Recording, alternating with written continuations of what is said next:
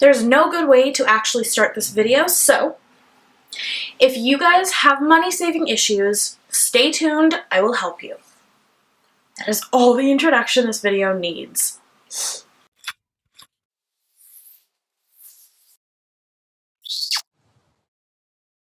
So, one of the issues that people have when it comes to like money saving issues or money holding on to issues, it's the same as saving, whatever, any sort of problem where they need money, they don't have money, they want more money, they don't have more money, anything like that. One of the biggest ones is that they're overspenders or they're impulse buyers. And I am totally going to just like own up to the fact that I still am, like I haven't cured myself of being an impulse buyer or anything like that. I still totally am an impulse buyer and I'm an overspender by far, but I've created a balance for myself so that I'm not actually overspending money that I don't have or that I don't have or that I shouldn't be spending. So in my case, my overspending or impulse buying problem is with products like beauty products, hair tools, body products, health products. Like, I just like stuff. Like, I'm not someone who likes collecting like camera equipment. I'm not someone who likes collecting like blenders or bikes or something like that. No, I like products. So it's a very girly obsession. Totally fine with that. So I know that I'm that, and I can admit that I'm like an impulse buyer.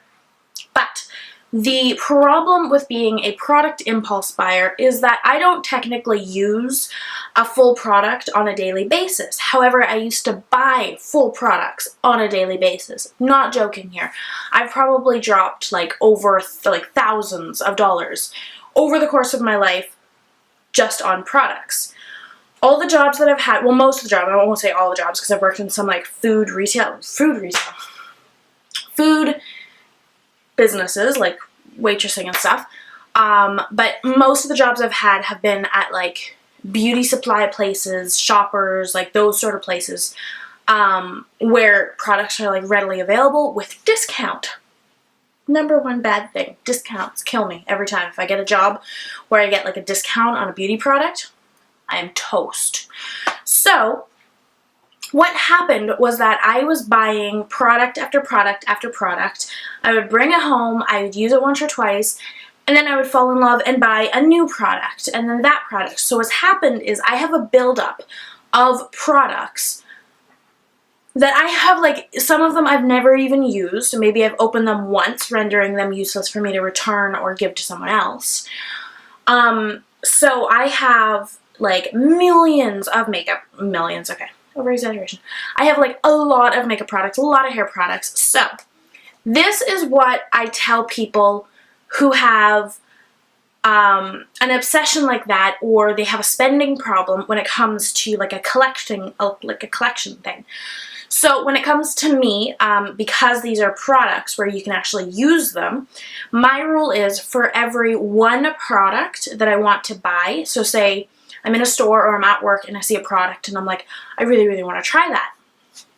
For every one, so this is like a ratio, for every one product I want, I have to use fully and completely 5 products I have already.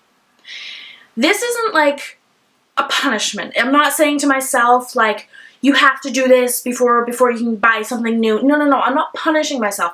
These are products that I wanted at some point. These are things that I like. So why wouldn't I be using them anyways, you know? So that's sort of what like I've decided to do, and I've been doing it for the last like 2 months or so, and it's been going fairly well. It means now that I haven't bought a new product for a while. I mean, I have used my products that I have, and like I had to replace my concealer because I ran out of my concealers. So there, product number 1 that I had to repurchase. Hair color, I used all my hair color. That's a little bit different because you use them as soon as you buy them, and I need to color my hair. Now I'm done because I'm at the color that is pretty like the closest to my natural hair color, so when it grows out, it'll just be this color all the way down, so I don't need to actually dye it anymore. So I have actually saved a whole crap load of money because I used to be dishing out like $70, $80 on a weekly basis just buying like useless crap. Now that obviously doesn't go for people who have like an addiction to buying technology like cameras, blenders, lawnmowers, whatever your obsession may be, no judgment. So you obviously can't use up like a lawnmower. I don't know how that sort of situation works. But if you have a different obsession, like you spend money on food or you spend money on boxes, there's a box over there. That was just what I thought of. Then maybe put a limit that's like when it's done and it's going, like you can't use it anymore, like use it until you can't use it anymore. Then purchase another one. Does that work? Another problem that people have a lot when it comes to like budgeting, saving money, different things like that, is they can't hold on to their money. So they need, say you're going on a vacation, you're moving out, you want to buy a big expensive purchase like a car, a house, or just go on like a trip or a shopping spree. You need to save up a good amount of money beforehand. Obviously you can't just like spend all your money and then go and be like, where the hell did all my money go? Because you'll be broke. Was that not clear? So what I found was the hardest about this was because I drive and I live outside of the city, so I have to drive into the city to go to work. I used to have to do it to go to school. So every single time that I would try to save money, I would always like have to dish out $50 once or twice a week just on gas. So that would be a big dish out of like trying to save up, and I would like find myself never actually saving a good amount, and I'd always be fluctuating between a little and then a lot, but then I spend it all and then a lot. And same with overbuying. Like these are all things you have to put into play, if not one at a time, kind of like all together, just so you can get like the most out of your current budget. So a tool that I've used that really, really works when it comes to actually saving your money, keeping it in one location and not overspending it, is to open a deep savings account. I have my checkings, which has like all of my regular finance, like my paychecks go into there, my bills come out of there, like everything kind of goes in and out of there. That's like what I use when I go shopping and stuff like that. That's my account. But then open a second account. It can still be on your debit card. I have it on my debit card, that I can't access it if I'm shopping. I can't put my card in and then choose that account to take money out of to like pay for my products or purchases. Excuse me. So what it is deep savings. So you can only get it out if you go to a teller or directly to your bank and get the money out, which works really well. So the rule that I have implemented for myself for that is I get paid on a bi-weekly basis. Currently, I'm saving up for a very big expense right now, and I need to put as much money aside as I can. So what I've implemented onto myself is that for every paycheck that I get bi-weekly, I take half of that paycheck and I put that into deep savings. The next, like the rest of the paycheck, will give me money for gas, for little treats like throughout the week if I want to go to a movie or a dinner or something like that. Enough for me to have like ample spending money, but not for me to blow all my money because it's just there and ready available.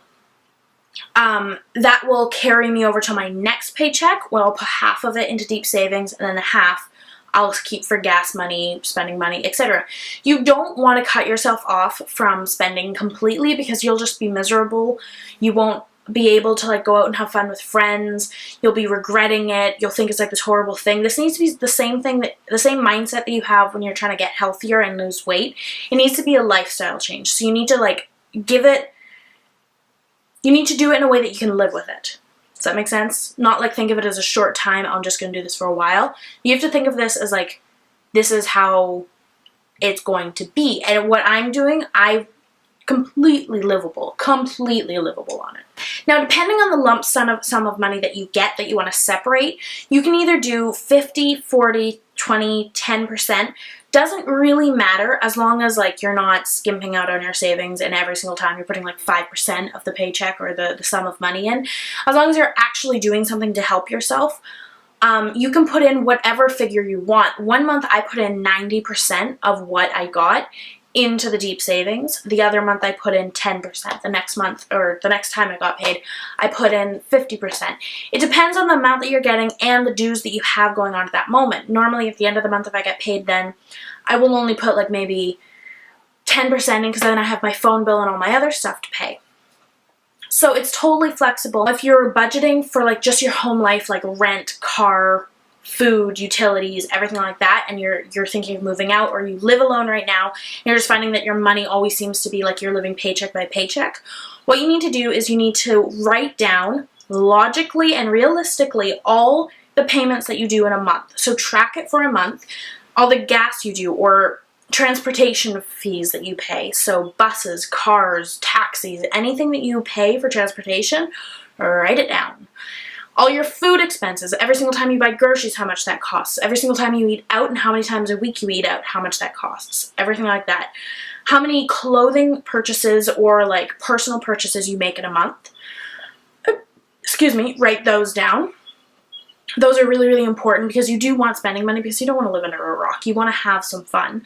So put that into your budget. You time and you spending money is definitely a very important part. It's not just rent, food, utilities, hydro, blah, blah, blah, blah, blah.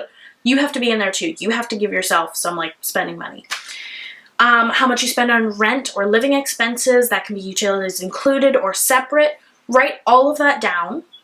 And then after the month is done, you can write down, okay, this in a month, this is what I need for this. This is what I need for food. This is what I need for transportation. This is what I need for living. After that, when you work and you get your paychecks in, have a deep savings account. If your rent's not due till the end of the month, have a deep savings. When you get the amount, put that into deep savings. Your rent's covered. Put whatever other sum's done, put that in, rent covered. After that, whatever's left in there is your spending money. You can just spend that, go hang out with friends, treat yourself to a movie, and you don't have to worry about overspending and then not having enough for anything else. So that pretty much concludes my need money no problem video. I hope you guys enjoyed this. I don't do that many like life tip videos. If you enjoyed this and there are other things you guys sort of want tips or advice about, leave it in a request in the like comment section. Yeah. I hope you guys enjoyed it. I've already said that. Please comment, like, and subscribe, and I'll see you guys in a later video. Bye. Love you.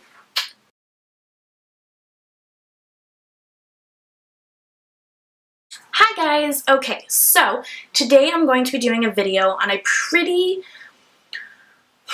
What? This is not... No. Wow. I swear I'll get this right eventually.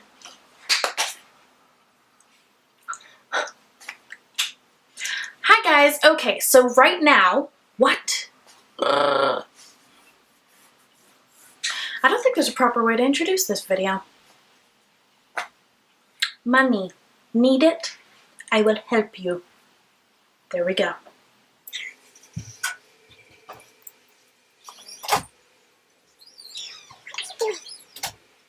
I'm not, or used to not be, very careful with my money, so I've gone through quite a few. So, I don't know how to start this video. This is just,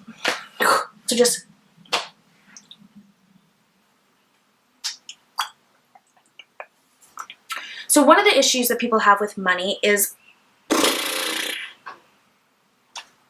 Mom! What? I don't know how to start this! Start at the beginning.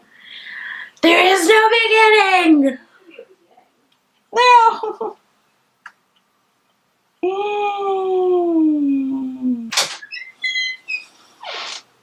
You still film it as you sit there and eat? Yes. That's really sad. Is it warm out?